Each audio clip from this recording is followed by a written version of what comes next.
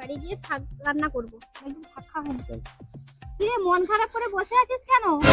বিয়ে হচ্ছে না বলে মন খারাপ? চল তোকে আজকে সাধু বাবার কাছে নিয়ে যাবো, তোর বিয়ে হবে। চল উঠে আয়, আমার সাথে আয়, চল নিয়ে যাবো।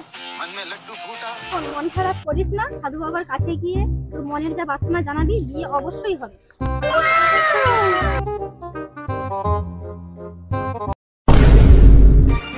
সাধু বাবা সাধু বাবা সাধু বাবা সাধু বাবা সাধু বাবা সাধু বাবা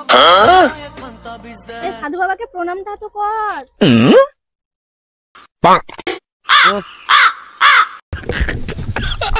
বাবাজি, এর বিয়ে শাদী কিছু হচ্ছে না, বেচারার মন খুব খারাপ, তাই আপনার কাছে আপনি কিছু ওকে ওষুধি দিতে তাড়াতাড়ি ওর বিয়েটা হয়ে যায়। ঠিক আছে বসো, দাঁড়া আমি দেখছি।